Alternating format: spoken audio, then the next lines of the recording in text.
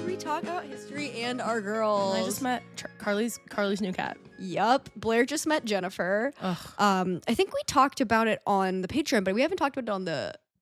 Have we talked about it? No, we have.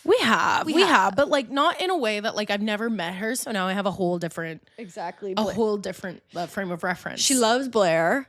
Thank God. She tastes. She can just like sense a cat energy off of you. Well, you were saying that like when men meet cats and they sort of are like, why isn't the cat hugging me when I poke it? Yeah, I'm poking its open eye. Why doesn't it like me? Why doesn't it like me?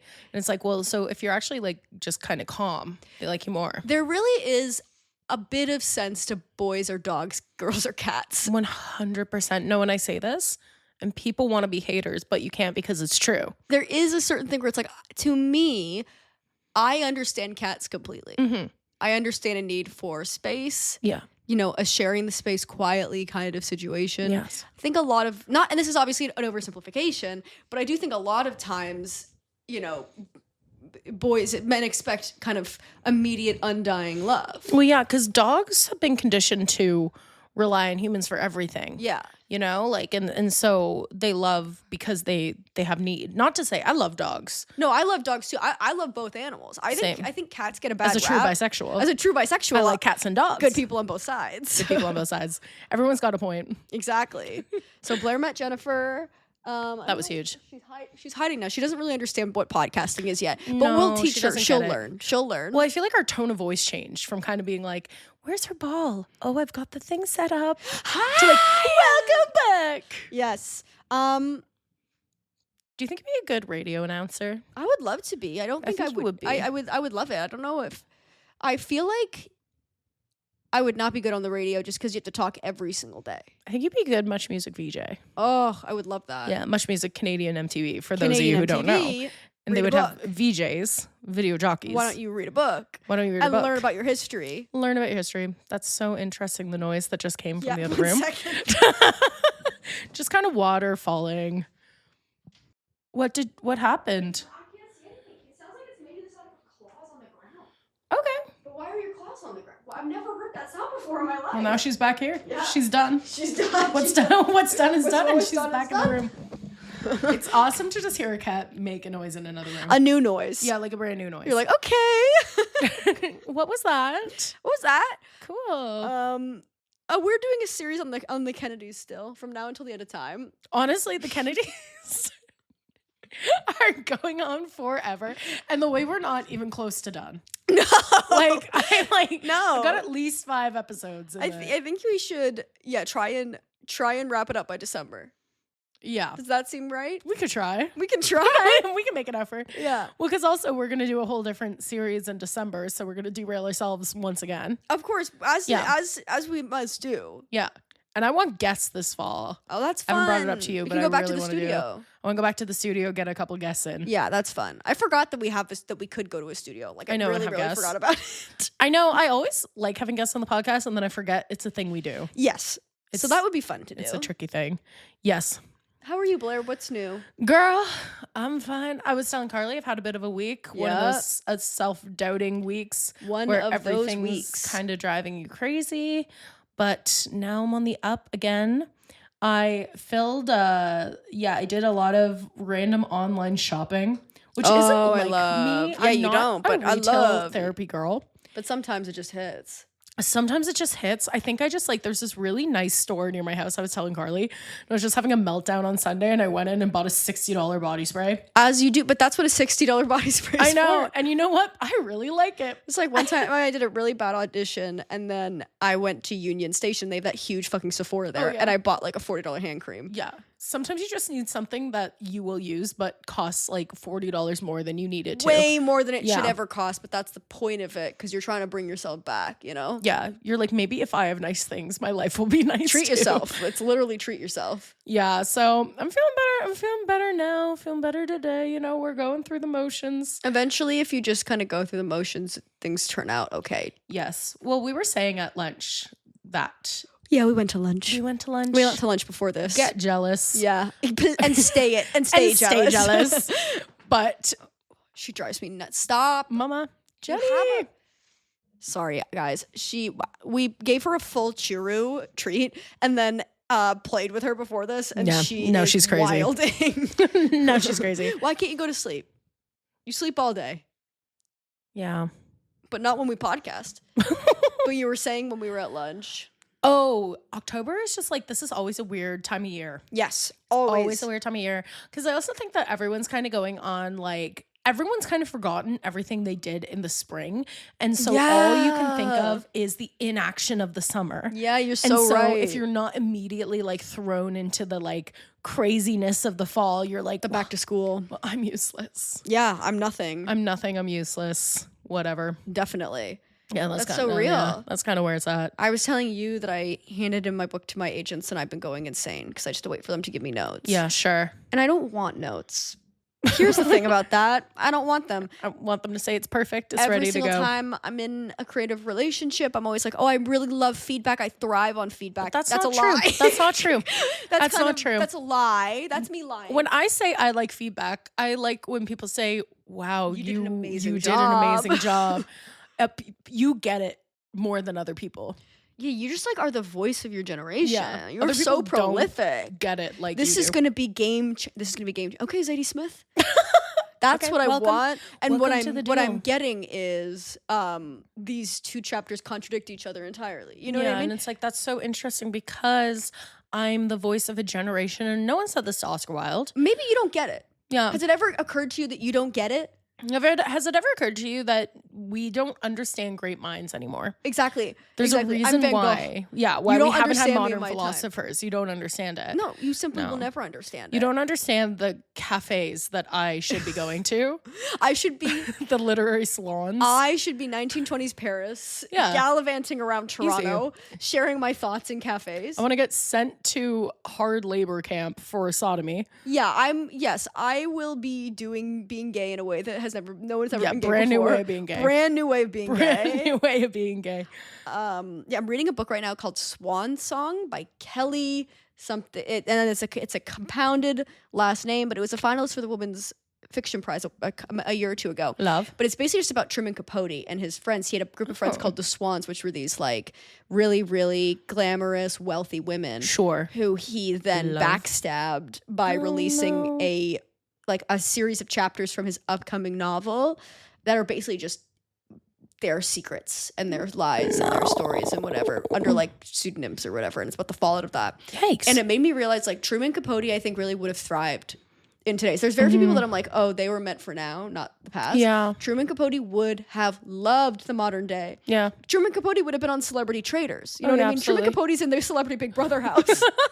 Truman Capote would be giving us beautiful like vertical video. Oh yeah, for like sure. he would be. He would eat up a podcast format. Let me tell you that right now. No, absolutely. There's so many people I wish could get on the mic in a way that Yes. they were never allowed on the mic. Truman Capote would have loved Substack. Yeah. You know, Oh my God. That would have gone crazy. he would have just loved the celebrity culture of it all. Oscar Wilde would have eat down on Last Culturistas. Oh my God, I don't think so, honey. I don't think so, Nom de honey. plumes. Own your shit. Yes, no, it's true. There are some gay men of the past that I'm like, Every gay man in the past deserves to queen out in 2025. it's like you would have loved it now. Yeah. Oh my God, Oscar Wilde, you would have loved the Tom Brown fashion. Oscar Wilde would have been on at Fashion Week in such a way. Oh, boots down. Yes. Boots down, absolutely. Bye, Jenny. If you hear scampering, that's the cat. She's never done this before in her fucking life. Well, she's getting excited. She is getting excited. She's excited about the prospect of podcasting. Yeah. It's a whole new medium. Yes. Untapped. Wow. My mom's a podcaster? What? Oh my She's God. so excited. She's so proud. She's She so told me- proud. She told me she was proud. Aw. God. Oh, I'm getting texted. That's okay. It's all good. Christina will do this thing where she'll find a photo of an actor who's tangentially related to law, send it to me and be like, do you know this person? I never do. Yeah, that sounds crazy. She sent me a photo of like a 6-year-old man who was like, he wrote for 22 minutes. She was like, do you know this guy? I was like, obviously not. No, I don't know this random man who wrote for 22 minutes forever ago. I'm like, I'm really sorry. I looked him up. He doesn't even have Instagram. I'm Amazing. Like, I'm sorry. If you don't have Instagram, You I might as don't well be know you. dead. You might as well be dead. Might as well. Why are you trying? No. Why are you trying? You shouldn't be. Give it up. Yeah, But yeah, other than that, we chilling. definitely. We chilling. One more thing on gays of the past. Yeah. The men never got to queen out. Yeah. I think that there's something about being a historical lesbian that was a bit better. I agree. It was obviously bad in the sense that it was in the past, but like compared to being a gay man, like you could kind of just kind of like have a lifelong roommate. Yes. Yeah. That you kind of cry and hold each other, but like definitely gay men, the culture truly is, it's a bang heavy culture. I hope I'm not offending anyone by saying that. Yeah. Well, you're gonna offend a lot of people this episode. I'm about to. You're about to end our careers. I was saying to Carly, I was like, I'm so excited because I think this episode's really gonna hit. I think people are really gonna like it. Like Taylor Swift is in. Yeah. She's hot. And then I was like, I'm done. I'm cooked. Over. It sucks that this is our last podcast episode. It sucks that we have to end the podcast because you'll be canceled so hardcore. We're talking about. Now, what did you do? We're talking about today Taylor Swift and her obsession with the Kennedys. Love. It's such a fun topic. I was making the script and I was like, I'm loving this. It's going to be so much fun. But you are a Taylor Swift hater, it must be said. Okay, here's the thing. I'm not a hater. A hater, I think, is a strong word. I think that people are in a bit of a psychosis about her in a way that I'm like, do I think that she's a great pop star who's done a lot of cool things? Yes. Yeah. However, sometimes I'm like, so not everything that she ever writes down is going to be beautiful, amazing poetry. Not everything is like a mystery and like a device. You know, sometimes she's just putting out some music. Definitely. I think it's hard because she's so famous. Yes. That like there's a difference between like, I think she's so good at curating a fan base and making her fans feel important and special. And like throughout her entire career, like she was on Tumblr in a big way. You know what I mean? Like when she was doing these secret sessions and stuff. Like I think she's really, I get why people are fans of her. I think if you want to be a fan, she's a great person to be a fan of because there's so much lore. There's so many things that are specifically for you to parse. For sure. All these things. It's also that joke where people are like, Taylor Swift is keeping all these white women from joining QAnon. Yeah. And there is a truth there. Like I think it's fun. And I think it's, again, very similar to how, like, fan culture has replaced religion in a way of, like, you can just sit and parse these, you know, lyrics and stuff like that. So, like, I want to say before we start, like, I get being a fan. I think it's hard because you want to criticize her. And I'm the same, like, I'm not a huge fan. I was a big fan for a while. And I feel like as I've continued my life, I just don't identify with her in the same way, which I think is fine. Yeah. But I was really, you know, Red, 1989, Reputation, Lover, Folklore, Evermore. I was there. Midnight's a little bit, but like I've fallen off the last couple of years just because I think her public persona, if you are not a fan, is what people have an issue with. So then the fans are going against the public because the fans have a different relationship with her than the public does. I'm like, well, of course you love her. She's so good to you. Yeah. You know what I mean? She's like, I envy the people who are like Swifties because I'm like, you are getting fed. You're getting fed. You are getting breakfast, lunch, and dinner, mid-afternoon snack. You can go to the movie theater and watch lyric videos with people who are like, you know what I mean? Like you're getting fed. And she's also been around forever. My first memory of ever going on YouTube, I was at my friend's house and she was like, there's a new website just dropped, YouTube. Huge. And then she showed me Teardrops on My Guitar, Taylor Swift music video. And I was like, not for me. Yeah. But sure. And but like that's such an old memory. Yeah. The first time ever seeing YouTube.com. And it was Teardrops on My Guitar. Yeah. Drew looks at me. Don't just beautiful. But so all that's to say is if you feel protective over Taylor Swift, kudos to you. I don't know if this is the ep for you. If you feel neutral, don't be mean to us. If you feel neutral, we aren't going to be mean-spirited. We're not going to like laugh at her. We're not like going to be like, we're not like, you know. We don't believe in putting the girls down for no reason. Do I think that there are like genuine critiques you can make about Taylor Swift and her politics? Absolutely. Absolutely. But I do think that people kind of double down on her a little bit too hard. Yes. Sometimes about like, obviously it'd be great if she was less politically neutral. Hey, would love if she took a stand. Yeah. But, you know. I think, you know, we're not about putting the girls down. Yes. But if you are in a way where you think that, you know, us having a bit of a jest to Taylor Swift, maybe not the episode. And that's fine. I think everybody has those things. Like, I think mine are, like, I feel that way about, like, Toronto in a way where if somebody comes in the city of Toronto, if they're coming at Toronto. Yeah. I cannot be unbiased. Yeah. I'm like, fuck you. Oh, yeah. Everybody has certain random things where they're just like, listen, whether or not it's legit or not, I have to defend this, and I will be triggered. Not only am I defending this, but I'll be triggered if you insult, because I love Lorde, but a lot of my friends don't like Lorde, and I'm like, yeah. Sure. Hey, the video of her shushing the crowd, I get what you to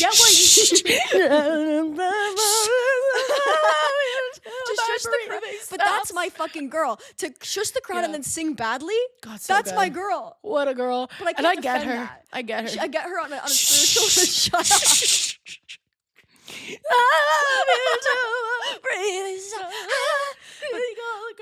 But there are people we all have where it's just like, sure, you know. So I want to say, like, if you're that, it's just, you know, next step, different app for you. But that's fine, you know. Yeah, but also give us a chance, guys. We're gonna be nice. We're a lot of fun. We're a lot of fun. And we love the girls. I'll say this: I like "Style" by Taylor Swift. Great song. 1989, I think, is a perfect pop record. That was great.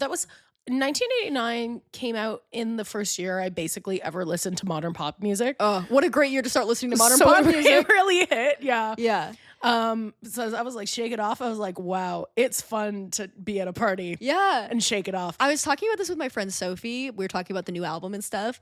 And she was like, people might hate Taylor Swift, but you don't hate Blank Space. Like, you can't hate Blank Space. No. You hate Blank Space? You hate Love Story? Grow up. Love Story in season 2, episode 7, Forks of the Bear. God, what best needle drop of all time. Okay. Have you seen that episode? No, I haven't seen any of so the good. Bear. You know what? Here's the thing about the Bear. I really loved the first 2 seasons. I haven't seen the latest season. It's I don't know. It's one of those shows that everyone loves, but no one watches. Yeah, yeah. So what's up with that? I'll watch it at some point. I'm not against it. I love Iowa Debris, but like, yeah, my girl, the people's princess, truly came for Jeremy, what's his face, and stayed for Io. Yes, exactly. Alan White. Jeremy Allen White. There we go. Good one. But here are my thoughts. What I really realized is in our kind of friend group and the people that we know, I am the closest thing to a Taylor Swift fan anybody knows. I've been asked to weigh in this week on a record I listened to once. People tell me and they're like, so what do you think? Oh yeah. Carly, and it's nice to be included, but I was like, I'm not the pop culture critic you think I am. There are Swifties that can tell you the lore that you're looking for. Mm-hmm. I'm a fan of pop culture, babe. I'm a fan of the monoculture. You know? Here's what I'll say about the record. Not my thing, but I was saying, like, I think I've aged. The music that she's making now is just not really music that interests me. I don't think it's bad. It's just the folklore style lyrics on these kind of long and winding songs don't grab me in the way that I think the effective songwriting of her earlier work that's so like evocative I liked. I like the like dive bar on the east side where you at. Like I like a little Reputation kind of love song as opposed to these like I like that as opposed to the kind of more winding lyrical style. I get it. It's just not for me. Sure. Max Martin beats hit every time. And I think that's why I found the album frustrating, is because I was like, if we cooked this for maybe a bit longer, we could have had a really tight pop record. Because the Max Martin beats in it, I thought there were some really great ones. Here's what I will say. That being said, I listened to it once and was like, okay, not really for me, but that's fine. And then I watched the music video for Fatal Ophelia. Music video is great. I've been a big kind of true Taylor Swift being a director kind of hater, which I know we aren't going to be haters, but I was kind of like, okay, like it's giving like you just want to be a director for whatever. And then I watched music video. I'm fucking wrong. Like she is good at picking talent. It's the choreographer of La La Land and Scorsese's cinematographer. Okay. So it looks fucking great. Slay. It's a great music video. And now the song it has to be said. I've listened to the song twice and it's an earworm. Yeah. I pledge allegiance to your hands, your vibe. It's good. It's, it's an earworm. So I was just like, I wish it was a tighter record. I'm missing the tightness of the earlier work of like, you can listen to all of 1989 and be like, love. And that's what I loved about Virgin by Lorde. Like, I love these shorter episodes. Brat is also a great example of it. Yeah. Like, you can listen to this and it's so tight. There's no fat. Like, it's just so succinct and tight and serves its message. Yes. So I was missing a bit of that. I also just think like I don't judge her for wanting to create a bit of distance between her and everyone else. Like, she's been so available for everyone for so long. But I don't know then if she has any interesting things to. It's hard compared to like recent pop that's been so emotional. Like, yes, again, Virgin and Brat, which are like records of the last couple of years for me. It's like there's you know, Lorde writes a lot about like not only like having an eating disorder and stuff, but like she has a song that's about buying a pregnancy test after having sex and being like, oh, I want to keep the pregnancy test because it would remind me of us having sex or whatever. Like, she has stuff that's just genuinely interesting. Yes. Whether or not it's for you, it's like, oh, this song's about the end of a relationship. This song is about dating somebody who's older than you who thinks they made you. This song is about your mom having mommy issues. You know what I mean? There's songs about interesting things that are specific to her life, but general and you can relate to them. Same with Brad. It's like, you don't have to be famous to relate to Sympathy is a Knife, or I might say something stupid about feeling bad and like you're not cool enough or whatever. Yeah. Girl So Confusing is like the song of the last the decade for me. Girl So like, Confusing, I listened to that. There was one day soon after it came out, I listened to it 20 times on repeat, just crying. It's amazing. And again, it's like this distills this evocative, like this feeling that I didn't know and this experience that I didn't even know I was experiencing. Yeah. But everyone has experienced it. And it does reference the meta lore of Charlie and Lorde, but it's not like you need to understand 7 layers of lore to enjoy it. No. So I think that's also just what I've been missing from the writing recently, is it's very much for the fans, which I think is great, but it's not relatable to me. And even when it tries to be relatable, it just isn't to me, and it might be to other people. Yeah. But it's like, she wrote a song, there's a song on the album called Wish List that's about being like, everybody should be able, if people want like all these designer things or whatever, that's great, but I just want to like go to the suburbs and have like our kids and live in a cul-de-sac with a basketball hoop. I'm like, okay, not really, I can't, literally, simply can't relate. There's a lot of just things I just don't personally relate to, but I think the other thing is that like, she's not going to have a career ender, babe. Like, people want this to be her career ender, and I'm like, it's not going to happen. It's not going to happen. She's fucking Michael Jackson. Well, and like, I do genuinely think that Taylor Swift is going to have an era where she really gets the public back on her side. That's and always what happens. This is kind of my like alternating opinion, because I'm like, again, like and I will say my one hater thing. I want to talk on what you're saying because it's really, really interesting. But my one hater thing is like, what do you mean Rolling Stone is giving this album a perfect score? That's insane. I'm like, and respectfully, but no album should have like basically a perfect score. You know what I mean? Like, but I'm like, it's just so obviously disingenuous. That really pissed me off, because I'm like, give her a chance to create something that is culturally transformative again. Yes. Like, you're so fucking right. Because that's what happened with Folklore. Like, she lost the public with Lover, even though I think that's a good record. She released some truly crazy stuff on that. To have the lead singer off of Lover be me, one of the biggest crimes against music. Horrible. That was like, and honestly, what was there's an amazing song on Lover that I'm forgetting the Cruel Summer. No, there's why wouldn't you release Cruel Summer, idiots? No, there's a lot of fucking Brendan Urie, Catch These Hands. I know. Ryan Ross Defenders on Girl Historians Only. Yes. No, but like there's a lot of great songs on Lover, but like she lost a lot of people because the lead singles off of that were truly insane. And losing the public's support through Reputation and then Lover and like not getting Grammy nominations forced her to do Folklore. Yeah. So this is it, to consume her art in a critical way. Hell is what you should do if you think that she's an artist. Yes. So I'm not saying like, oh, I hate her, ha ha ha ha. I'm just like, I think she can do better. Yeah. And I see the vision, and I know she's still got it because I'm watching the music video for The Fate of a Feeling. I'm like, okay, I was wrong. Yeah. I'm excited to see what you direct. Like, great. Like, let's see it. Like, you can obviously pick fucking great people on your team. Yeah. Like, I think that there's a good chance here. So you're right. It's like Rolling Stone giving it 100. It's like, well, you're doing her a disservice because she's an artist. Yeah. It's the same thing as like, if you have a teacher's pet, then all of a sudden everyone hates the teacher's pet. Because of the teacher's actions, not because of the teacher's pet's actions. Yeah. Where it's like, people are going to resent her because the album has been unfairly, lauded and all these things. So then people are going to resent her as opposed to being like, she's an artist. Well, and people calling it a masterwork, where it's like, first of all, you can't listen to an album like twice, rush a Rolling Stones review, written by someone who's like an open, huge Taylor Swift fan, and then be like, oh, it's like a masterwork, it's a pure 100, when it's like you're giving albums that are genuine masterworks, like not that good of a score. Like, you know what, like you're being actually critical, because it's like, you know, and to your that's point, what you do to art. I think that we're in a really interesting era for like, because I think that, you know, last time recession pop, but like last time we had true recession pop, which is like what we're getting. We're getting fed with recession pop. It's good time to be alive. Good time to be alive for music, not the economy.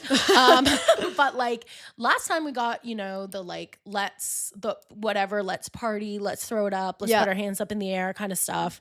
And I think what we're getting now in pop music is this really interesting kind of thing where we're getting the brat, we're getting the virgin, where it's like these like beats, and then the lyrics are like stuff that we thought about during the pandemic. You know what I mean? Like you're getting introspective, like, really introspective, really kind of like hard hitting things that, like you said, like you don't even know you're thinking. Like ever since, like Girl So Confusing, I think is like such a monumental song, because it is something that like everyone has a girl so confusing. Definitely. Every girl can point to another girl and be like, that's my girl so confusing. We're not friends. Yeah. Because everything on paper, we should be friends, but we are against each other. I'm not sure I don't know if you like me. I don't know. Sometimes I think you might hate me. Sometimes I think I might hate you.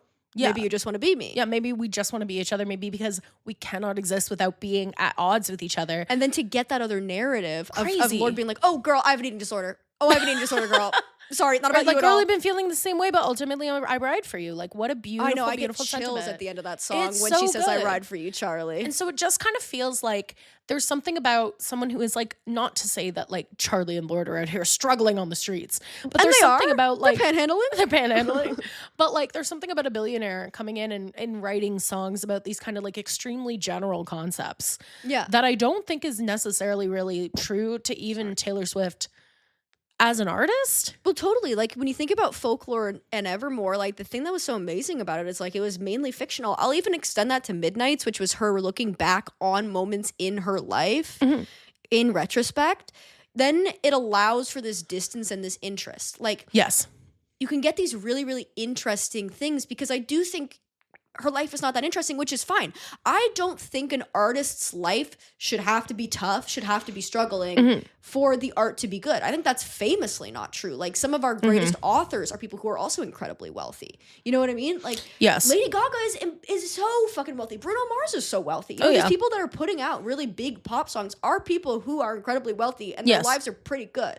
You don't have to have this struggle in your life for these things to happen, but you have to just try and write well. Yes. And I think that Taylor Swift is at her best when she's being a storyteller. Definitely. Which is why I found just her dropping Actually Romantic to be one of the most like disingenuous things that I've seen a pop star do in a long time, because it's like you're taking something that wasn't even a diss track, you're responding to the diss track is I fucking hate myself. I don't want this girl to be here because she makes me feel like shit, because I could never ever ever be her. I can never be her because she's so much better than me, and like you know that like just like a vulnerability in a pop song that again people can relate to just sort of this broad thing like you get brave when you're on drugs. It's like, girl, that's not the drag that you think it is. Well, and it's also like, I know you to be better than this. Like, wouldn't it be interesting to have some kind of narrative where then you write back and talk about the downsides to being like, I wish I was you, or these things, or you actually really hurt me. If she is hurt by those things, it's fine. But it's like, I would love to have a song that's about what it's like to have to be the bigger person all the time. I think that's an interesting narrative. I would love to hear that. I would love a song that's like, I can't have genuine relationships with people who have a smaller career than me. Yes. Because I give them a complex, even though I'm not trying to. There are a lot of really interesting narratives to have around that that aren't what Actually Romantic is. If you don't know, Actually Romantic is a song that she wrote. It's in reference to Charlie XCX's Sympathy is a Knife, where Charlie XCX writes a song that's basically, I couldn't be her if I tried. I don't like seeing Taylor Swift backstage at my boyfriend's shows because she was dating Matty Healy and Charlie is married to George Daniels, the drummer of the 1975. Because everybody's sympathy is a knife. People feel bad for me and they're like, oh, that sucks. And it's like, no, I don't want you to feel bad for me. Yeah. but she's so much better than me. Yes. And then And I would Taylor never Swift- reach that. I would never reach that. And then Taylor Swift wrote Actually Romantic, being like, it's actually romantic how much you kind of like hate me or you're thinking about me or whatever. And it's just like, this is how I feel with so much of it. If it's like, I don't have beef with necessarily these concepts. I want to like her, but I just don't think it's interesting. I don't think the take is interesting. It would have been way more relatable to do something that was honest to your experience of being like, I'm such a big pop star. I can't have a relationship with you.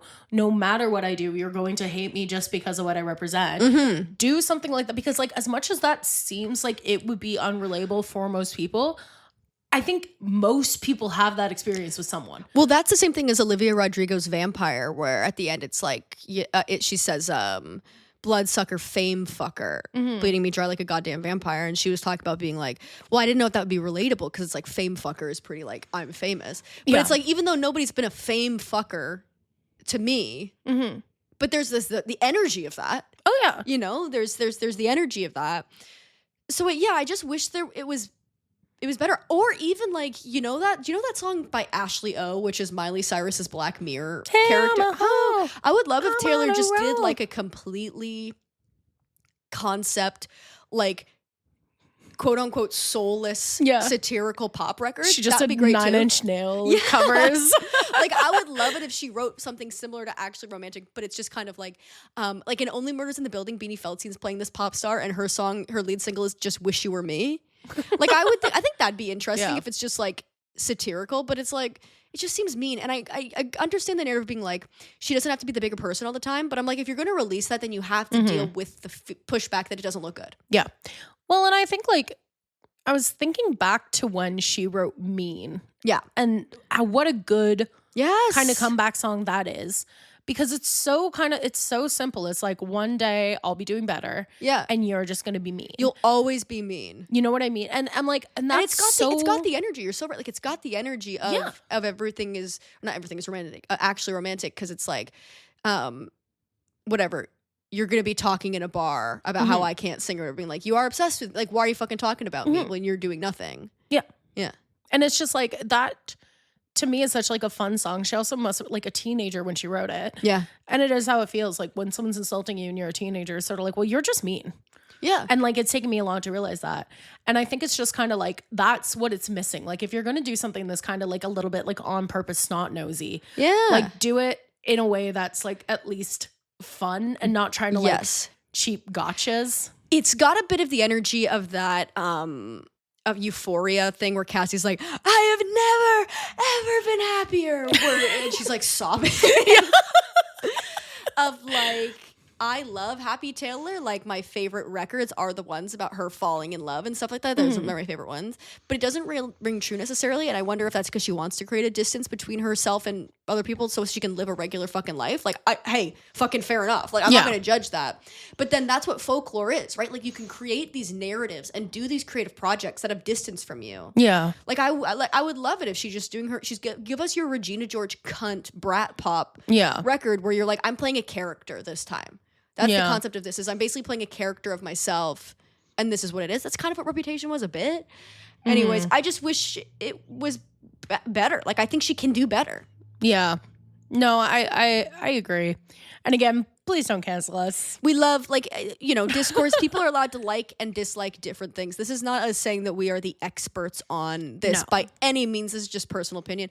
It's also worth noting, like, obviously her demographic is basically everyone in the world, but we don't necessarily fall directly into her demographic. Do you know what I mean? Don't. Like, it's not for us in the way that it's for other people necessarily. No. I'm confused. Sometimes I really misread demographics. I know. I'm like, I don't really know what her demo is. Maybe it is. Maybe it is us, but I don't know, you know? Yeah. Like, I'm not 100% sure who Taylor Swift's demographic is. Yeah. Not in a way that, like, who's her demographic? It's just, like, I genuinely am not really sure. On the slideshows of the Taylor Nation meetings, when they're talking about the demographics, what's on the slideshow? Yes, exactly. Like, I genuinely, I don't know. It's got to be Could women. be anything. Women from the ages of 8, and if you're 8, you're a woman, to 8-year-old women. 50? Like, I genuinely... Well, because there must be, like... Because it's like an older demographic that's, like, around her age. Yeah. That kind of came up with her. Yeah, she's got older kind of millennial fans who are from like Fearless and all that. Yeah. And then she's got younger fans. Yeah. I would love to see the pitch deck for that. Oh my God. I would love to have like a Taylor Swift business deck. That would be fascinating. Yeah. To just read the ways in which they discuss because I always talk about how people's teams are bad. Nobody has a better fucking team in the world than Taylor Swift. I know. Like That's it's crazy. insane.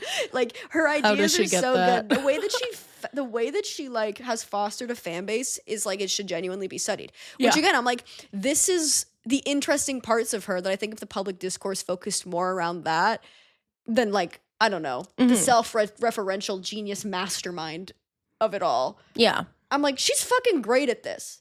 Like she's really, really good at being a pop star. Yeah. Born That's to be a great. pop star. Yeah. Yeah, it is it's interesting. Shall we talk about Taylor Swift and the Kennedys? Yeah, let's take a little break All right. and then get into it.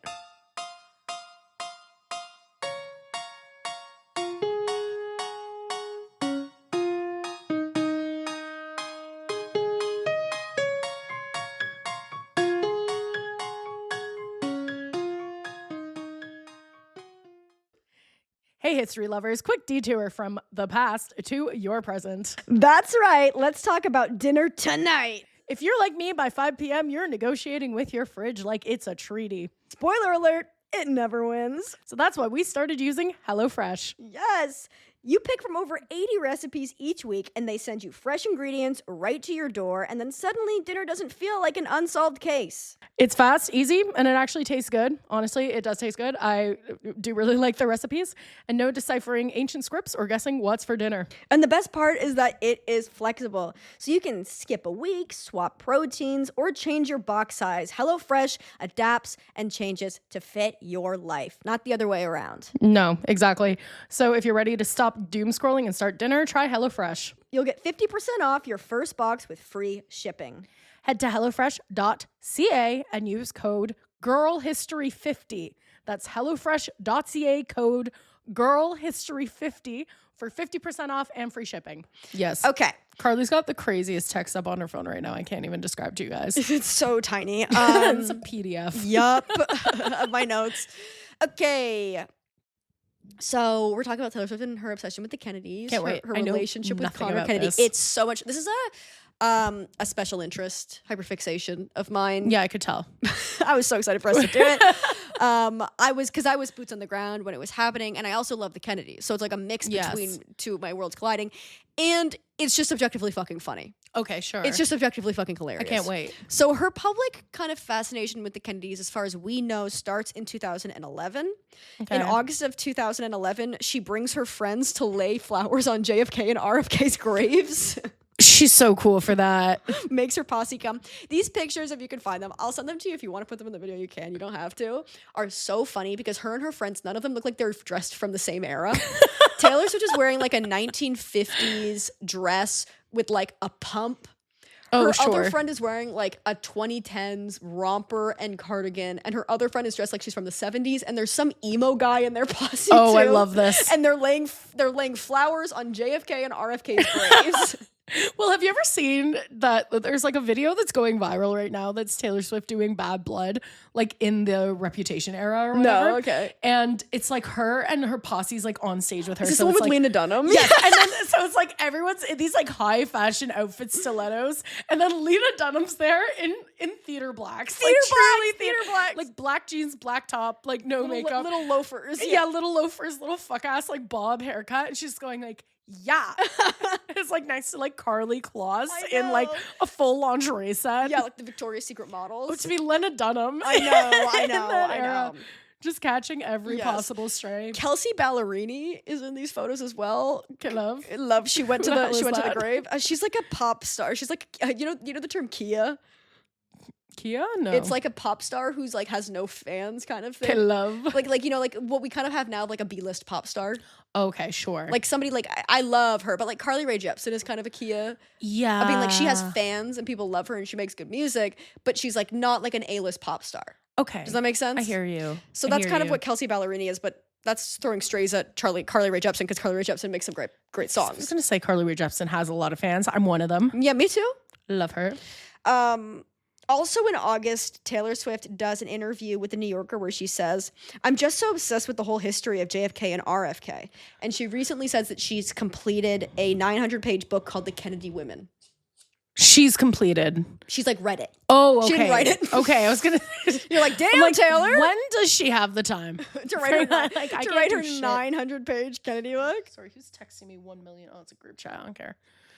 After this interview happens in The New Yorker, Rory Kennedy reaches out. She's the daughter of Ethel Kennedy and RFK. Okay, cool. Reaches out to Taylor to get tickets to her show, one of her shows. Okay. What I love about this is there's nothing that a rich person loves to do more than ask for things that they can fully afford for free. Yeah, 100%. You're a Kennedy. You can afford tickets to the Speak Now It's tour. about getting the in. Yes, and they're backstage and her kids meet Taylor and stuff like that. Okay, cool.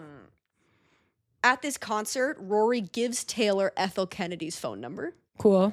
Because she's like, oh, Taylor fucking loves the Kennedys. Like, this girl loves the Kennedys. She's a little This too girl into the Kennedys. loves the Kennedys. Let me give her my mom's phone number. And and Rory also invites her to a screening of her documentary because Rory's like a documentary filmmaker. And she just made a movie at the time about her mom called Ethel. Oh, cute. So she invites Taylor to that as well. In January of 2012, Taylor has a Vogue interview with Taylor comes out where she talks about having lunch with Ethel Kennedy. So at some point between August and January, she's had lunch with Ethel Kennedy. She goes, what do they order? I know. Where do they go? What do they order? She says, "The only time in my life I've ever been starstruck was meeting Caroline and Ethel Kennedy. I got to spend the afternoon with Ethel a couple weeks ago. She's one of my favorites because you look back at pictures of her and Bobby and they always look like they are having the most fun out of everybody. Aww. 11 kids, all those exotic animals on their property. I've read a lot about them." And she is correct. Like, if you're going to stand the Kennedys, you have to stand Ethel and Bobby. Yeah, they're cool. Obviously, Bobby's politics are not iconic at all points. He loved McCarthyism and Israel, but Yeah, but you had to hate communism in those days. Yes, definitely. Otherwise Especially if you were you're a a communist. Catholic. Yeah. If you were a Catholic and a communist, it's over. Pick a struggle, You're so cooked. Taylor is recording her 4th studio album, Red, at this point, which would come out in October of 2012. And on Red, there was a song called Starlight, which is basically Ethel and Bobby Kennedy fan fiction. That's so cool. Let me read some of the lyrics to you. I don't know this at all. Yeah. Can you sing them? I don't know the tune to this one. It's a slower one. Fake fan. I know. I don't like any. I'm not really a ballads girl. Again, I want. You got that James Dean daydream look in your eye. I want that. I love that song. I met Bobby on the boardwalk summer of 45. Picked me up late one night at the window. We were 17 and crazy, running wild, wild. Can't remember what song was playing when we walked in. That night we snuck into a yacht club party, pretending to be a duchess and a prince. And then there's in the bridge. It goes, ooh, ooh, he's talking crazy. Ooh, ooh, dancing with me. Ooh, ooh, we could get married, have 10 kids, teach him how to dream.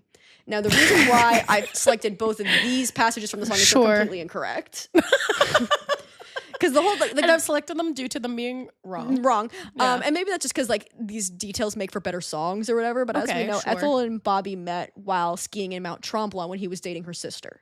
Yeah, so let's not forget about the into dating a woman is dating her sister first. Of course, which we love at any point. And that's always going to hit so at the not family the reunion. summer of 45, and they didn't have their first date or whatever wasn't crashing a yacht party, it was skiing. Yeah. Also in the bridge, they have 11 kids, not 10 kids. Wow, she doesn't even know. Maybe there's one kid she just doesn't like, so she eliminated them. I'm sure there's some songwriting thing where it's just she was 11 kids doesn't work. Or maybe she was like, I need to have plausible deniability. Then it's just I about gotta eliminate a kid. Yes, exactly. Yeah. I can't get sued by the Kennedy estate. Yeah, exactly. So we don't get much interaction between the Kennedys and Taylor from the beginning of 2012 until July of 2012. Okay. Because at this dinner that she had with Ethel invites her basically to the 4th of July at the Kennedys. So that's when she comes. But between then and now, we don't have any kind of interactions between them. But I want to fill you in on what's happening in Kennedy world at this time because it gives context. Okay. Because RFK is truly doing his villain shit. When I'm saying RFK now, I mean RFK Jr. So Ethel, RFK, like that RFK? Yep, King of Health. Yeah, King of Health. King of Health. I'm declaring war on fat gay kids. Him. Well, not the kids that are fat and gay, but what makes them fat and gay. Stop saying fat and gay, dude. Or keep going. Wait, let him cook. No, this is the thing that's horrible about these people is that like the most evil people in the world dropping just the funniest fucking sound. lines. I don't have a plan. I have concepts of a plan. Yes. So good. There's So a Trump evil. thing. I know Trump is evil, obviously. There's a speech where he's talking about he's talking about like Stonewall Jackson. He's talking about Gettysburg. And he's like, Gettysburg happened here. It was so bloody and so awful and so beautiful in so many ways. Stonewall Jackson, he was there. Do you know he fell out of favor? He's fallen out of favor. Stonewall Jackson was there. He was like, wow. It's so funny that I'm like, I wish this wasn't the worst man in the world because it is so funny. I know. When he gets wistful, it really gets me. It was so terrible and so bloody, but so beautiful in many ways. Stonewall Jackson was there. He was like, wow. He was like, wow. So yes, so Bobby Kennedy, JFK's younger brother, married Ethel Kennedy, who is the woman that Taylor Swift loves and had lunch with. Yes. Their son, RFK Jr., is declaring war on fat on gay kids. Well, not declaring war on them, but what makes them fat and gay. Yeah, what makes him fat and gay? So he's evil. We talked about this on the podcast before. I'm obsessed with him in the way you can only be obsessed with truly horrible things. Like I'm fascinated It's like by watching him. a train crash. I'm obsessed with it in the way that many weird kids love to watch car crashes on Reddit when they're like 16. It's like that. This is my Reddit snuff film. This is me watching the washing machine heart plane crash reenactments on TikTok. Literally. Real ones know. But that's what this is like. And RFK, like, we've talked about his brainworm a bunch on the podcast, of course. All you know about brainworm mention counter. Yep. We talk about RFK's brainworm as basically as much as we say that feeling when you're Catholic on this podcast. Yeah. But he was relatively normal as a kid, and as normal as a Kennedy can be. He was interested in environmentalism and conservation. Would go on these very homoerotic camping trips where people would call him Jack, the reincarnation of JFK. So that's normal. He would like do RFK would do this? Junior. Yeah, he would go on. What? And then like he would do like psychedelics and they'd be like, you have the soul of JFK in you or whatever. So, normal stuff. Cool. Ate a bunch of tuna. He got mercury poison. It lowered his immune system. And then a parasitic worm ate his brain. Another fun fact about RFK Jr. that I love to talk about is they had a pet hawk growing up that would eat roadkill, which is how he got the brainworm as far as I'm concerned. Yeah, for sure. You had that hawk landing on your arm by your head after eating carcass upon carcass of dead animal. What? How do you get a hawk? The Kennedys always have like crazy fucking animals on their compounds and shit. Okay, cool. Yeah, but he had a hawk that would like land on his thing. He'd walk around with his hawk. One time, I told you this story before, but he was trespassing on like a marina parking lot, and the cops showed up, and he was like hiding behind the boats or whatever. And the cops were like, "Come out with your hands out, hands up!" And he says, "I've got a hawk, and it kills cops." That's so stupid. Jenny. So RFK at this time is kind of doing evil shit. It seems like it's post brainworm. I'm not sure on the timeline of exactly when the worm ate his brain. Yeah, but hard to tell when the worm He's died a philanderer in his head. simply like every other Kennedy man, of course. Womanizer. So, yeah, exactly. So Mary Richardson Kennedy, the ex-wife of RFK Jr., takes her life in May of 2012. Oh. Very sad. Yeah. Mary and RFK Jr. had divorced in 2010. After the divorce, Mary was charged with 2 DUIs and was only allowed to see her children under court supervision. Oh, God. She had appointments with a psychologist in the weeks before her death, but broke the appointments and was caught drinking. Like she'd fallen off the wagon. She was caught drinking by her housekeeper. Oh, damn. So the housekeeper and RFK find her body. It's very sad. I'm bringing this up not to like gawk at her death, but because there's important context that's about to happen. Okay. So upon her death, one of her close friends sends 2 private diaries to the press. 13 Reasons Why style, basically. I'd be so mad. Well, I think they did it. Oh, okay. Yes. It's not her private diaries. The diaries contain detailed evidence of RFK Jr. cheating on her.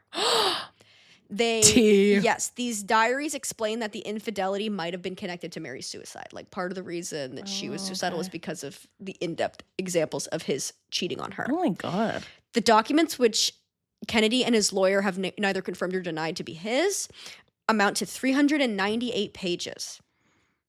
They have a ledger in the back where he lists 37 women that he slept with, and he ranks them on a scale of 1 to 10. And the ranking system is based on how far they went in terms of having sex. And it lists, one entry has 3 women logged in one day. Ew. Yeah. And this is not even by Nasty. far the worst thing he's ever done. No, not even. This is, imagine being so vile. That you're like, that's probably fine. That's a drop in the bucket. Yeah, babe. that's kind of a drop in the damn bucket. Anyone could do that. Well, anybody could create a ledger about cheating on your Or wife. canceling people for creating cheating ledgers now. Come on. Somebody's got to introduce RFK to Notion. on. He would fucking eat up Notion. Oh, yeah, no, he would be making absolutely. a cheating ledger in his Notion in the second. We should try and get a Notion sponsorship, and then I should pitch that to be the tilt, and then they would immediately ghost us on email. They'd be like, no. After this story comes out in the press, Mary's brothers fight for custody of her body to have her buried closer to her siblings. Okay, cool. Because she was buried in like the Kennedy plot. Yeah. Okay. RFK files a lawsuit, which is sealed by a judge, to have her body buried in the Kennedy plots. Sure. So Mary is initially buried on May 19th, and it's a private family memorial on May 22nd. After this, RFK Jr. has her body dug up and moved to a plot of empty land. Huh? The plot is entirely empty except for her grave, and her grave is unmarked. What? Yeah. Why? Because he's a fucking crazy person. That's insane. Because he's evil. Who would agree to do that? Because he's evil. Horrifying. Yeah. It was reported by a political article that came out on July 12th. And it says that the reburial happened in the previous week, putting the reburial around the time of the 4th of July, which is the same 4th of July weekend where Taylor gets to go to the Kennedy compound. Oh, so that's my happening. God. Okay. So the Kennedys, as we know, have these massive 4th of July weekend parties with sports and boating and all these things. It's a big thing. Because they're American. They're American. They're true Proud Americans. to be an American. And Taylor has basically stolen this concept and has these huge 4th of July parties now, which I love. Like, keep the energy alive. Like, Why not, girl? Why not, girl? Why not, girl? And she does these at her Rhode Island house. I love. 2012's 4th of July weekend had Taylor, who was 22 at the time, linked to 18-year-old Patrick Schwarzenegger. Cute. Yep. Oh, if you think that's bad. Oh, she also dated a high schooler, didn't she? Connor Kennedy. What? Why, that's the Connor high Kennedy. Yeah, well, it's Connor Kennedy. No way. So Patrick was on the most recent season of The White Lotus. If you don't know him, he's an actor now. Yes. There's Much a really like his Faja. Faja. There's a really, really funny video where he finds out he got cast on The White Lotus while he's on vacation at this like beautiful place. I don't remember if he's on a boat or if he's in a beautiful hotel in it. And he's sobbing, crying, so happy. And you're kind of like, bro, are you that surprised? Like, Yeah, is this going come to on. change your life? Yeah, you're already at the beautiful hotel, baby girl. Yeah, you're Patrick Schwarzenegger's son. I think you're good. Yeah. He also has launched a granola bar company with his mom to help cure Alzheimer's. This Patrick. Patrick Schwarzenegger. That's so interesting. Alzheimer's granola bars? Yep. I gotta get on that. We gotta get in on that. I gotta get on market. that now. I don't want Alzheimer's, guys. No. I don't want it. It's I don't coming think- for me. No, I don't think the bars cure it. The bars raise money to cure it. What? So the granola bars aren't curing Alzheimer's. They're just raising money to research the cure. You're mad at me. I'm just like, okay, whatever. So there's a biography called The Kennedy Heirs, which comes out in 2019, so after the fact. It's important just to note that because it's not a part of the narrative at the time. Like, we Okay. don't know this information at the time. Okay, sure. That Taylor spent a great deal of the weekend with Patrick. Taylor and Patrick would hold hands and walk off on their own, she with her head on his shoulder. He would lean in and kiss her on the lips. The relationship is never confirmed in the press, but there are photos of the two of them hugging and basically like touching foreheads and stuff. Like, it's pretty flirty. Oh my God, they're doing band kid stuff. They're doing band kid It's shit. just like, I'm yours. Yeah, and you're like, so are you dating? No. Also worth noting that this weekend, Ethel serves Palm Beach crab stack with poached eggs, Irish potato cakes, and blueberry orange bread. Yum. Found that online. All right. Sounded really great. However, any relationship confirmed or not between Taylor and Patrick was short-lived. Us Weekly reports that Taylor and Connor Kennedy were seen kissing on July 27th. Oh my God. She's Mamma Mia. She's Mamma Mia-ing. Oh my God. So it's a couple weeks later, and their relationship is confirmed on August 1st. Now, Connor turns 18 on July 25th. So he Okay. turned 18 2 days before they kissed. or were photographed kissing. Okay. So it's fine. T. There are a lot of, in terms of Taylor Swift snarkers, there's a lot of narrative around this of being like she groomed him. I would argue not. I simply think she didn't have the time. She was kissing his cousin. Yeah, she was busy. Yeah. Nary 2 weeks before. I also, no, I'm not going to say it. You don't think it's that bad? I just think, guys, I might cut this out. Let her but I cook. need Let her to cook. say Wait, let her it. I cook. need Wait, to let say her it. cook. I just think that we are getting far too liberal with the term grooming. Oh, yes. Yeah, I you don't think- have to cut that out. I think we're applying it to everything. Again, I don't think it's right that she dated a high schooler. But it wasn't a malicious grooming. It was just kind of weird. No, it's not the same as finding a 12-year-old Online. Yes. and Or being a teacher, like being a trusted adult in somebody's life. And I don't think that Taylor Swift was the trusted adult. I think if anything, she was like a hot 22-year-old. Yeah. And the jump between 17 and 22 is wide, but it's not dangerous. No, it's not like, oh, you're fucked up. And especially, I would argue someone kind of like her, and maybe this is Taylor Swift catching strays while I defend her. People who are famous kind of get trapped mentally at the age where they become famous. Yeah. Like, she was, at least at this point, seemingly fairly immature. Yes. Yeah. Doesn't make it, it's not rock and roll, but I think Yeah. it's It's more just kind of like, that's kind of weird Yes. that you're the with an weirder 18-year-old. part of this, I will Yeah. say, is that Connor is RFK Jr. and Mary's son. So he is not only mourning the death of his mother, also dealing with the fact that his father is in his villain era, publicly cheating on his mother, publicly linked to his mother's suicide because of his philandering, and moved his mother's body to an unmarked grave without telling the family. And that's got to be tough. And you're 17 turning 18. So, like, I think he's just kind of in a fucked up headspace right Yeah. now. Which, He's- hey, He's fair kind enough. of pulling a Hamlet. Definitely. Yeah. He is kind of pulling a Hamlet. Yeah. The fate of Ophelia. Oh, shit. Wow. It's all connected. Guys, I I take was- back everything I said. I went on Connor She's a Kennedy's genius. Instagram while researching this, and I found a post in which he talked about it was like a photo of him facing the back in full military guard with Ukrainian on the back of his military uniform. And I was like, what is this? Ukrainian? Yeah. Okay. Or what is the language? It's Ukrainian. Yeah. People okay. Yeah. Ukrainian. And the first part of this of the caption is, I knew this would come out, so I want you to hear it from me. And it just talked about how he's voluntarily enlisted in the army to fight in Ukraine. I mean, girl, Which, go hey, ahead. good work. But I was like, a Kennedy, there's nothing I love more than like a royal or a Kennedy side quest. Oh, yeah. What a rich kid does with just time on their hands. There's something about like rich people joining the military that I'm like, yeah. Yeah. Like, obviously, do I believe in the military complex? No, but I think it's like noble that you're like, I'm gonna fight Russia. I'm going to do some shit for real. And girl historians were pro-Ukraine. Let's just say it. Yeah, I feel good about that stance. Just say it in case it wasn't clear. We're pro-Ukraine. Yeah, and it's not, Prince Harry bragging about killing 3 people in his memoir, which I don't buy for one fucking second. Does he? I gotta read that You memoir. Blair, you have to read this the memoir. the worst thing about it is I body it in a day and it would launch me into like an obsession. Yes. Well, you can watch my YouTube video all about Prince Harry's Well, memoir. of course, I'll tune in. Of course. Get you that AdSense. I need that AdSense. Turn off my ad blocker. Yeah, exactly, just for me. But it's such a fun read. He is it's like the ramblings of someone who knows no shame, and the tea you get is so great. There's like a physical fight between him and William when William finds out that Harry's doing philanthropy in Africa as well as him, and he goes, "Africa's mine," and throws him on the ground, and he shatters a dog bowl. You gotta read this book, Blair. Oh my god. Africa's mine. Maybe said that's- every British royal for the past 200 years. It's in his blood. He was Yeah. overtaken by the ancestors. Yes.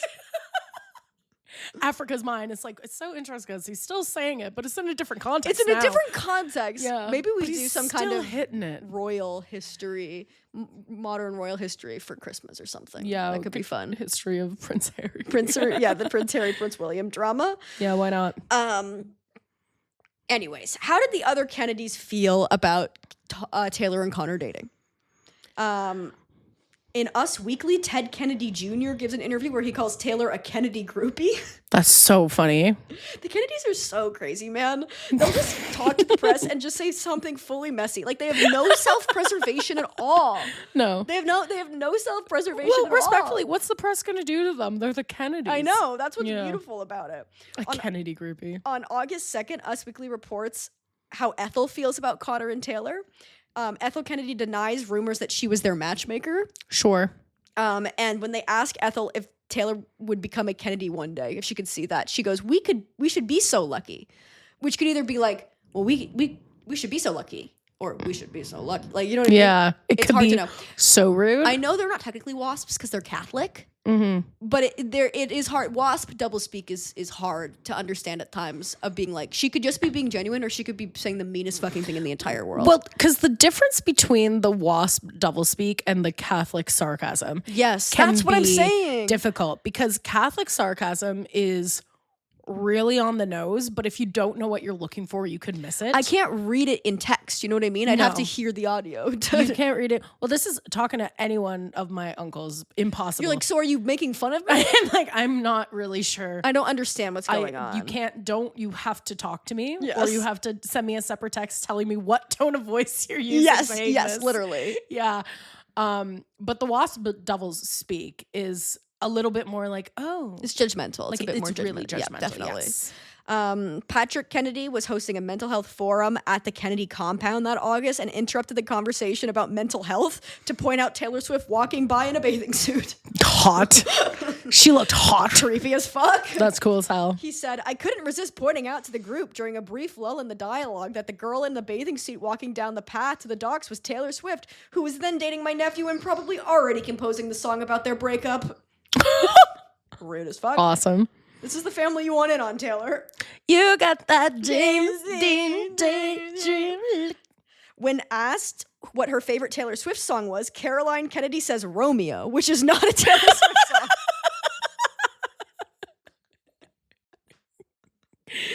Me when I lie. Yeah, I think she means love story. Like Oh, Romeo. certainly.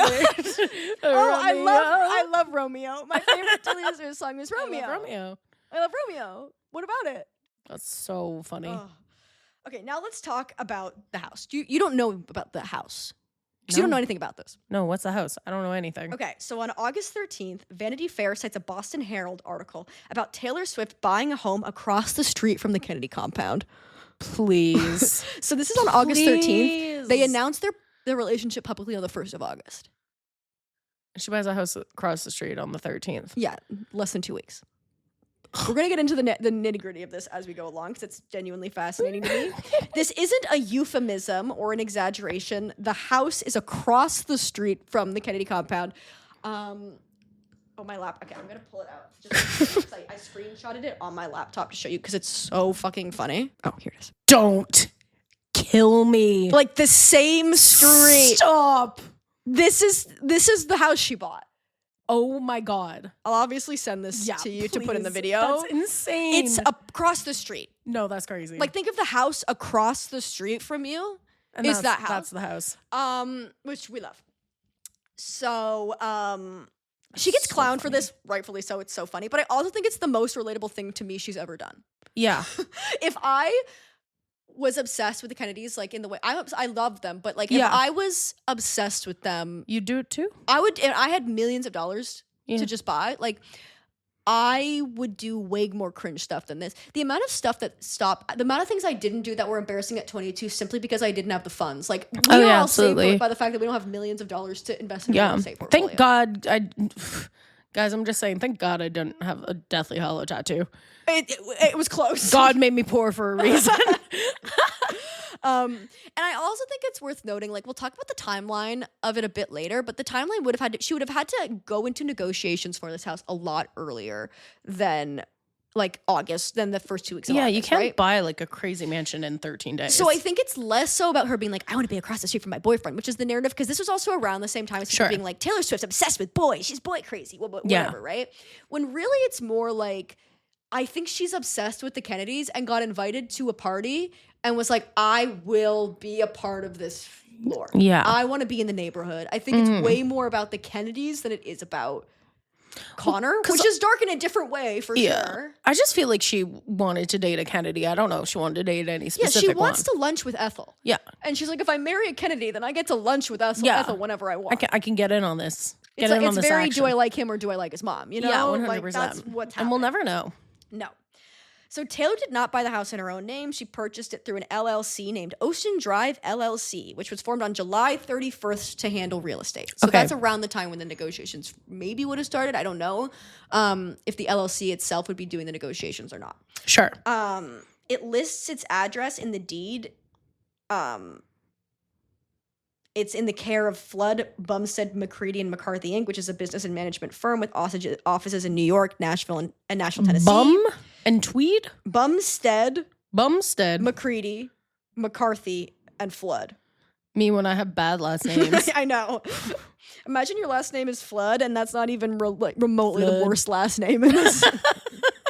It's definitely Bumstead. Yes. Yeah. Yes. Okay. So the house is a 7-bedroom waterfront home, and she bought it for $4.8 million. A deal. Yeah, a real steal. A real estate agent named Bob Kinlan told E! News that he did in fact sell the house to Swift in the name of Ocean Drive LLC, registered to her Nashville manager, Jesse P. Schwades Jr., and he works for Swift's 13 management company. So it was sold to her via representative. She's not going in and doing the of course. You know what I mean? But she bought it. Okay. Bananas. The actual sale of the house has 2 dates, August 12th and November 12th. This is the common thing of like the sale goes through on August 12th and then there's a closing period where she gets in. She owns the house in November. Yes. Right? Okay. The exact 3-month difference indicates that her LLC's offer was accepted in August and her LLC gained its ownership in November, which I just said. Sorry. Okay. Now back to Connor and Taylor. They had a really messy August. They burned bright in August. They burned out. They burned bright, but they burned out in they August. Flew too close to the sun. They girl bossed too close to the sun. Did you girl boss too close to the sun? So on August 18th, Connor and Taylor crashed the wedding of Liam Kerr and Kyle Kennedy. Cool. Obsessed. The Boston Herald wrote an article from the perspective of Vicki Kennedy, who is the mother of the bride. This account was corroborated by Kathy Lee Gifford on the Today Show. No, don't kill me. Because Kyle Kennedy is her granddaughter by marriage. What? Yes. That's insane. So in this Boston Herald article, Vicki Kennedy says, they texted me an hour before the wedding and asked if they could come. I responded with a very clear, please do not come. They came anyway. I personally went up to Miss Swift, whose entrance distracted the entire event, and politely introduced myself to her and asked her as nicely as I could to leave. It was like talking to a ghost. She seemed to look right past me. And according to Vicki, Connor was initially invited to the wedding, but he never RSVP'd. And when he texted her asking if he and his girlfriend could come, she said no because it would just distract from the whole event. Okay. And Swift and Taylor and Connor showed up at the hotel, caused a commotion. They left the reception during the dinner, and then came back later. Oh God. Okay. So God knows what they were doing. Yeah, that's insane. Yeah. When two people are like being messy at a wedding, it's so obvious. It's so obvious. Yeah. And there's always one couple being messy at the There's wedding. always one. So the wedding was on Saturday the 18th, and potentially the next day. The timelines are muddy, but it's within the next couple of days or the day of the wedding. Taylor visits the new burial ground of Mary Richardson Kennedy with Connor and other family members. There are paparazzi pictures of this. Jesus which Christ. we love. And the article is posted on August 21st saying that the visit happened this weekend. So like the past weekend. So it was sometime between like the 18th and the 21st. Okay. All of the articles about this focus on Taylor Swift being there, and none of them are like, hey, by the way, this is the unmarked grave that RFK Jr. moved his ex-wife to. That's crazy. Like, no one's talking about this. No, that's insane. Yes. Yikes. We don't get any Taylor Kennedy news until October. Okay. When it is announced that they've broken up. Oh, Taylor and Connor. damn, they burned okay. bright, you know? So they dated from August to October. Yeah, it was a real quick fling. I mean, he's 18. It was a summer fling. You know what I mean? Yeah, it's cute. Yeah. The news comes out just weeks before her new album Red comes out, which Perfect we love timing. We love a business queen. We love a business breakup. The book The Kennedy Heirs places the breakup sometime in September. Okay. Connor liked Taylor, don't get me wrong, but this business of her buying a house on the Cape made him nervous. It seemed like she was getting a little too attached, spending $5 million just to be close to the guy. One of Connor's friends said. That's funny. Which you love to imagine it's just a random fucking guy, right? Yeah, it's just like a dude. It's just, he's like, It's like, I'm not even close to him. this is a friend of a friend of a friend, and he's giving interviews in my Giving my opinion. on my behalf. I would also argue Connor was 18. So it's like a summer fling. It's pretty normal. Mhm. He went back to boarding school for his senior year. After this. Yeah. He was He was a junior. Yeah. I take back the defense I had earlier. Oh my God. So like, he's not going to be around as much. And, high school is the place where when you go, your friends are going to start clowning on you for dating Taylor Swift. So you might just like not want to have that around. Yeah. And he's in the midst of grieving his mother, right? Yes. So there's a lot going on. There are unfounded rumors about her signing him out of school to hang out, which didn't happen. The timelines don't add up. Like, she didn't do this. Also, he's 18, so he could have just signed himself out. Yeah, for sure. She but shows it up, is she has to funny. wear one of those visitor stickers. Yes. Like, I'm here to volunteer on pizza day. Yes. And as we said before, it is incredibly unlikely that Taylor bought the house when she started dating Connor. That's way too fast for how real estate works. It's way more likely that the negotiations started way before or like right after she started dating Connor. Like, they weren't related. Sure. More okay. likely than not. It's creepy in a different way, though, because it's like she didn't buy the house next door to be near him, but she bought the house to be next door to his grandmother, or she was just looking to date literally any Kennedy. Yeah. It was about the Kennedys. It wasn't about which one, right? Yes, I would say that's my belief. Yes. And you would do it too. You know what I mean? And I've tried. I would. I have no judgment on this. She later sells this house for a profit of $1 million, but personally never confirms whether or not she bought it to begin with. But we know. So, she's doing good. She jokes about it in a 2013 Vanity Fair profile, saying, "I apparently buy houses near every boy I like. That's a thing that I do, apparently. If I like you, I will apparently buy up the real estate market just to freak you out so you leave me." Apparently. October 22nd, 2012, Red comes out. It features, of course, the Bobby and Ethel fanfic song. Not a good look for after you've just said, crazy if I buy a house. That's crazy if you think I buy a house. Yes. By the way, here's my fan fiction that was song. after. That was in 2013. So that was after the fan fiction song came out. Okay. She also wrote, this is the song this is the album that has Everything Has Changed on it. That song between her and Ed Sheeran. Sure. Everything has changed. This song is allegedly about Connor Kennedy because she has secret messages in the liner notes, like in the lyric booklets for her song, where certain letters were bolded and you would read out a message. Okay, so for cool. like 22, it's like Ashley, Diana, like it's the names of her friends. Oh, that's cute. For Everything Has Changed, it's Hyannisport. So probably Oh, Connor. I mean, it could have been Patrick. You never know. Okay. Patrick Schwarzenegger. Could be anything. Yes. Could be anyone. So of the that's in Kennedys. October 22nd, 2012. Okay. December of 2012. Taylor. When the world ended. Mayan calendar ended. When the Mayan calendar came to ended, fruition. December 21st, 2012. I remember that day, guys. I did kind of think the world was going to end. Would have been honestly pretty crazy if it did. I know. Maybe it did, and we all just jumped to a different timeline. Well, I don't like this timeline too much. I think I'll go back to the other timeline. Yeah. So Taylor attends the Ripple of Hope Gala organized by Carrie Kennedy to celebrate those who work for social change. Awesome. Sure. And Taylor recalls a story about how her and Ethel, a story about Ethel teaching her a lesson over the 4th of July weekend. She was afraid of being dragged by the rope when boating, like tubing and stuff. She was afraid of being dragged by the rope. Okay. And Ethel said to her, "If you don't do this, you'll run the risk of being boring. Now get in the water." Good for her. Icon. Good we for love her. Ethel. She's right. She's right. Taylor also, of course, performs the Ethel and Bobby fanfic song at the ceremony. And Damn. that is the end. That's crazy. That is the end of the Taylor Swift. You know what? Good for her. Yeah. Because didn't she also write Last Great American Dynasty? Is Yeah. that about the Kennedys too? No, that's about Rebecca Harkness. Fucking love that I know this. Oh, Obsessed okay. with this knowledge is in my head. I believe that's her name, but it's about the woman who owned the Rhode Island home that she lives in. Oh, So she sold the house in Hyannisport and instead bought a house in Rhode Island. Yeah, love that you know this. I know. I know. Me You just earlier got in this that episode, off the dome.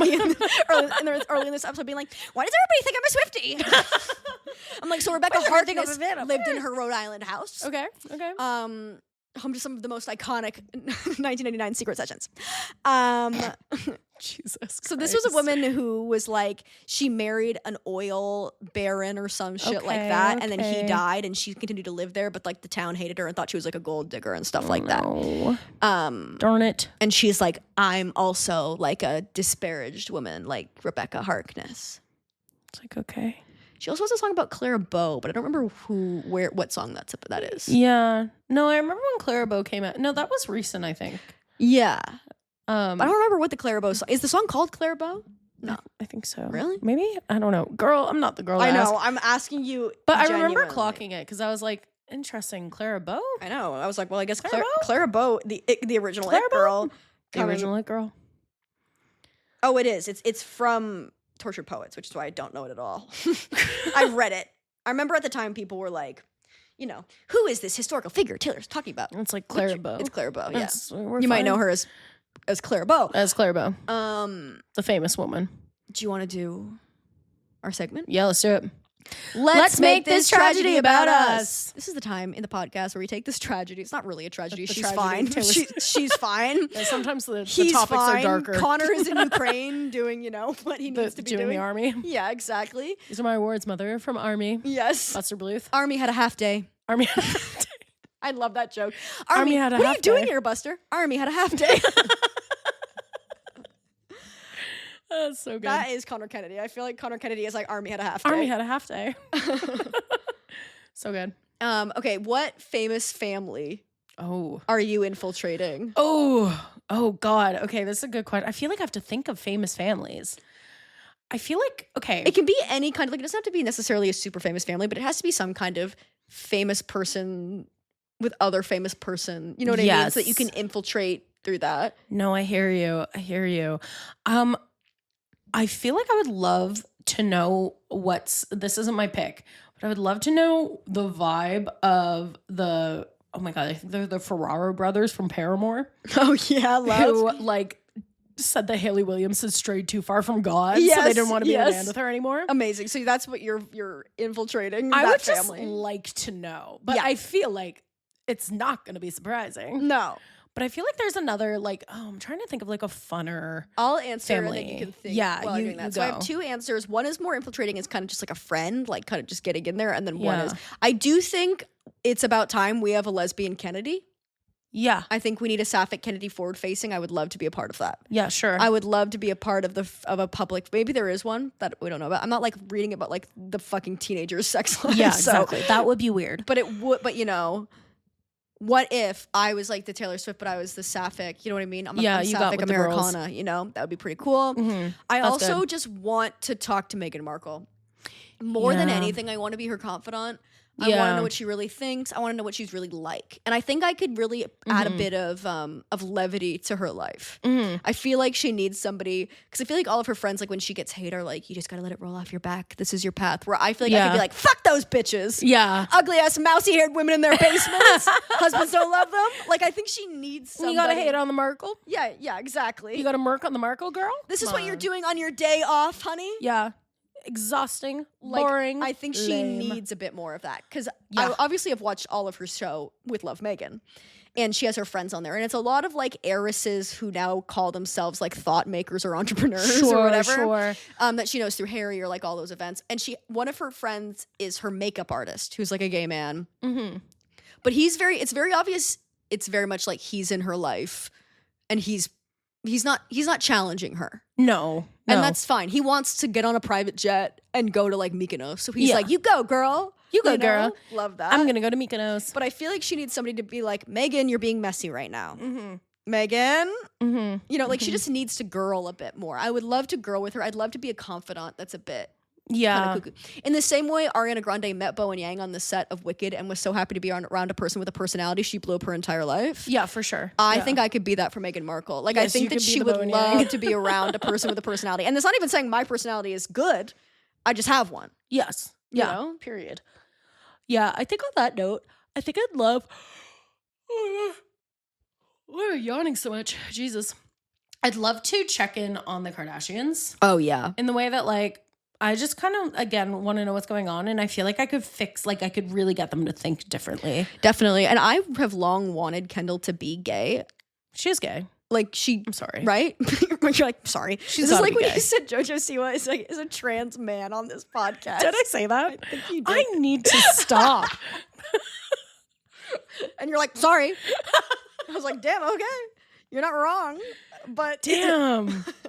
I mean, you're like, you kind of cooked. You weren't wrong. she's kind of straight now though. I know. But I'm holding out. Betty Davis eyes. Man, you knows it. She knows what it takes to make a move. Do you guys like this? You guys having fun? So you should date Kendall Jenner. I would love that. That would go crazy. Can Yeah. you imagine? It would be so stressful. What would we talk about? I would feel so stressed. I'm coming over and you're doing your makeup while I'm setting up for the podcast, and Kendall Yeah. Jenner's just in the kitchen. I'd feel so Yeah. stressed. Kendall Jenner's cutting up some cucumber for us. Yeah, exactly. Crisscrossed her arms to do so. Well, I remember when that clip came out and then someone said like, no, she's just like high as balls. And then I rewatched it. I'm like, oh, Yeah. she's high as balls. I'll have she's to just rewatch it. stoned. I'll have to rewatch it. No, you should rewatch it with the like just thinking like She's stoned out of her Because mind. can you imagine you're just like smoking, you get like a little bit too high, And then all of a sudden the cameras are in and your then the house. cameras are there, and you're like, I'm I'm gonna here. I'm gonna make us a snack. You were fully meaning to get like a block of cheese out of the refrigerator. You Like, see the cameras fuck, are I there, and you're guess like, this fuck, is I it. gotta make a healthy snack. Yeah. You grab a knife, you start cutting a cucumber. There's nothing harder than doing like fine motor skill food Yeah. tasks while high out of your No, mind. there's nothing harder. No. You're moving in slow mo. Yeah, which is what she's doing. Okay. If you rewatch it with the context that she's stoned, it's extremely funny. I love that. Well, thanks for joining us, girls. Yeah, we'll talk to you next week. You know, we have merch in the description below. We have a Patreon, but if you don't want to do those things, that's fine. We'll see you next week. Okay, love you. Love you. Bye. Bye.